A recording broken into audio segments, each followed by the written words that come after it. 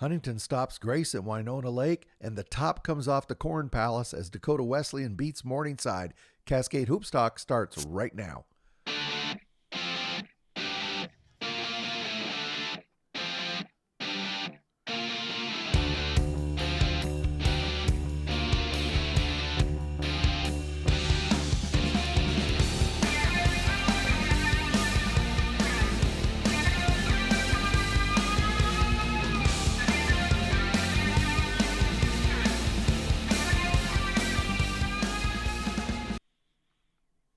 Well, if you didn't know, new top 25 poll came out today.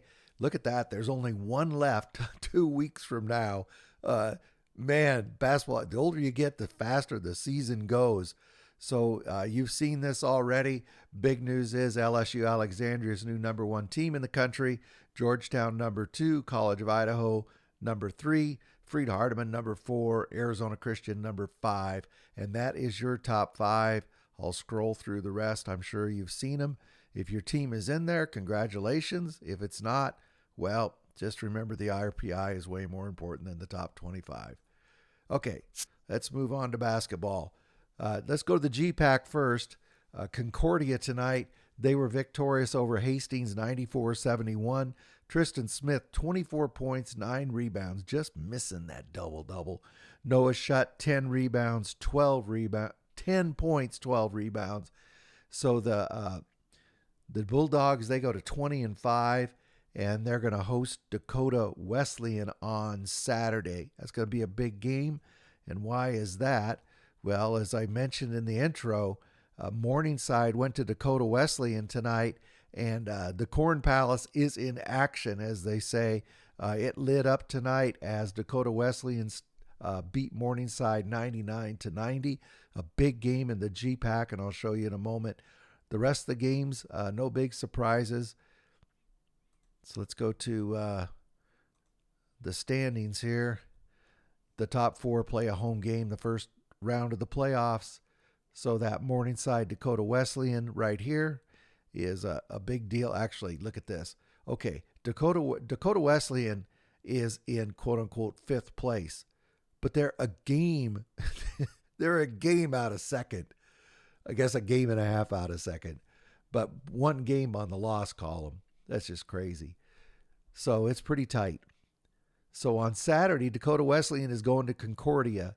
Everybody knows Seward's a hard place to win, but that's going to be a big game. I bet you a lot of people show up in Seward for that basketball game. Who thinks maybe they'll fill that place? Dort is going to be at Doane. Why is that important? Well, Dort, of course, is trying to hang on for the league championship, and Doane is really fighting to get into the league playoffs. Going over to the GSAC, the Masters tonight beat Embry-Riddle 74-62. Caleb Lowry, 18 points, 10 rebounds. Kendall Moore, 14 points. The Masters, they go to 22-4. And they're at Life Pacific on Saturday. Arizona Christian, they were also victorious tonight. They beat Park Gilbert 84-64. Eric Nicholas, 17.6 rebounds. S.A.O. Nakpomo, 17 points, 4 rebounds. So they're going to be at OUAZ on Saturday. And as I said, they are now 22-4. And Huntington, they won as well, 73-62 over Life Pacific. Josh Hardman, 25 points, 14 rebounds, and Aaron Wadman, 11 points. They go to 22-4. Hope will be at Embry-Riddle on Saturday. Here's the other games in the conference. No surprises here. Most of them are in the top 25, but OUAZ also won. Look at this. What I wanted to show you: Arizona Christian, Hope, and the Masters are all battling for that GSAC championship. They're tied at 10-2. There's 2 games left. And I love the conferences. So on Saturday, they're all in action. Arizona Christian has to go over to OUAZ. Hope International has to go to Embry-Riddle. And the Masters also is on the road at Life Pacific. So we'll see how we come out in the GSAC after Saturday. All those road games could shake things up. Going to the Crossroads, Bethel wins again, 89-66 over Marion at Marion. Trent Edwards, 19.6 rebounds. Luke Fill It Up McBride, 19.6 rebounds. He was 3 for 6 from 3. Great shooter. They're 20-5, and they're going to host Grace College on Saturday. They're going to be doing a benefit. If you can get to that game in Mishawaka, obviously it's going to be a great basketball game, Grace Bethel. But they're going to be doing a benefit there as well. There's going to be raffles, prizes, games on the court. It's going to be tons of fun and great basketball. So if you, everything goes to charity. The whole thing goes to charity. So if you can get to Bethel on Saturday, I really encourage it. Bethel, as we said, they beat Grace. Or no, hold it. Grace lost to Huntington. Sorry. Grace lost to Huntington tonight, 84-82. So Grace goes to 20-5, and they're going to be at Bethel on Saturday. Sorry, I missed you up there. So in that Huntington game, Huntington, as I said, they defeated Grace 84-82. Lane Spark, 16 points, 5 rebounds. Landon Jordan, 20 points, 2 rebounds. They go to 20. You know, everybody in the country is 20-5. Well, not quite, but everybody we seem to talk about is. So they're going to host Spring Arbor on Saturday. Let's look at the rest of the conference. Indiana Wesleyan, boy, they're tough at home. They beat Taylor, and St. Francis kind of avenged a loss to Mount Vernon. Mount Vernon started out hitting threes like they did in that last game against St. Francis, but they kind of cooled off, and St. Francis beat them 82-78. Remember, in the Crossroads, it's 2 groups of 4. Top group of 4 gets the home game to start the playoffs. So Bethel and Grace are still battling for that championship. St. Francis and Spring Arbor are battling for that 4 spot. And Mount Vernon is locked in a tie with Marion for the 8th spot, which is the final playoff spot. So on Saturday, Spring Arbor is going to be at Huntington, big game. Marion, who's battling for that spot, is going to be at St. Francis. And as I said, Grace is going to be at Bethel. And if you can get to Mishawaka, do so. Okay, Southern States, there was only one game. Faulkner beat Tennessee Southern. It didn't really affect the standings, but remember, top 5 out of both the East and the West in this conference make the playoffs. Those are pretty well set. Anyway, we'll just keep an eye on that. So big games coming up on Thursday. Middle Georgia State's going to be playing at Life. That's more of a momentum game. Who's going to have momentum going into the playoffs? And same here, Mobile is going to be at Loyola.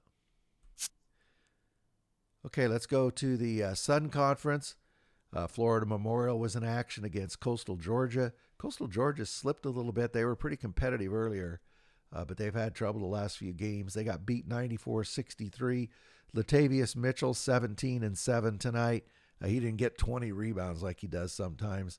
And then Demir Bishop, he had 24 points, 5 rebounds.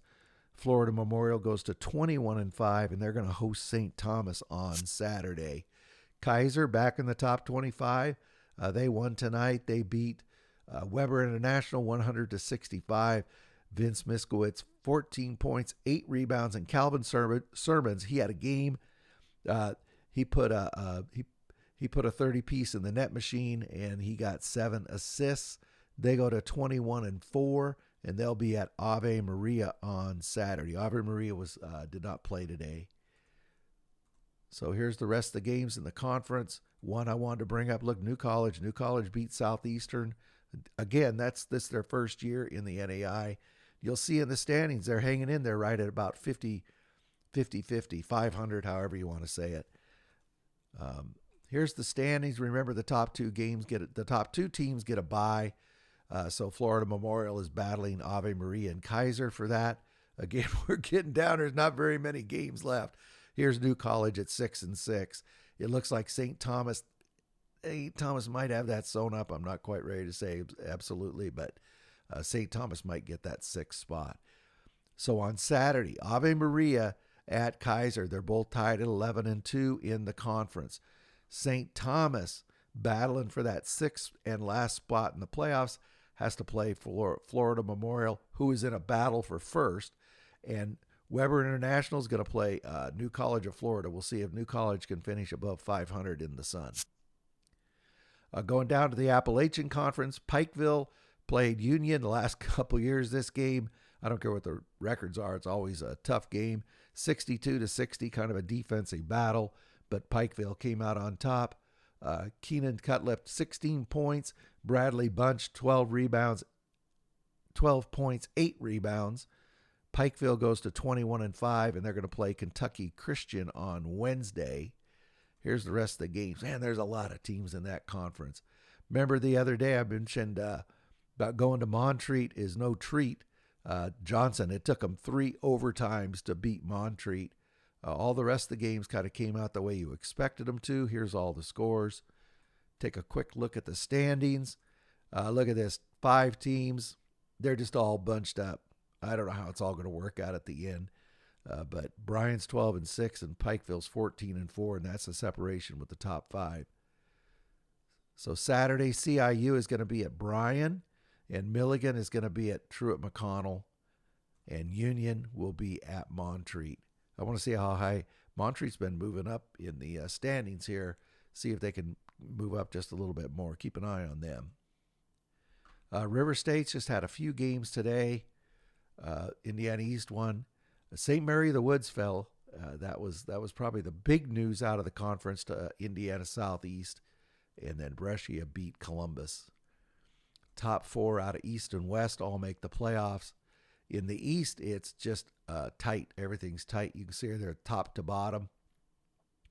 It looks, I don't know if Shawnee State's going to hang on to that spot or not. And then in the West, St. Mary of the Woods look like they're going to end up with the best record on both sides. That gets a bid. And then Oakland City is battling Brescia for a last playoff spot. What happens on Saturday? Rio Grande is going to be at West Virginia Tech. This is a game right here that St. Mary Woods should win easily. Alice Lloyd's going to be at Midway. And then IU East is going to be at Shawnee State. Those are probably the games with the most potential to move the standings. Over in the WAC tonight,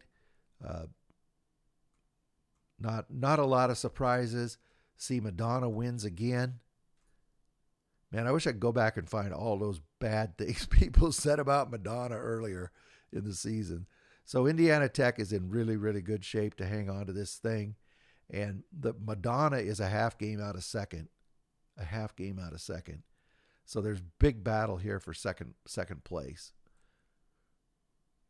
Okay, so on Saturday, Cornerstone is going to be at Cleary. That's a game Cornerstone should win.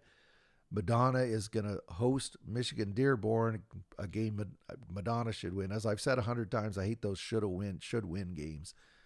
Indiana Tech is going to be at Lourdes. That's going to be a good game. That's a momentum game going into the playoffs right there.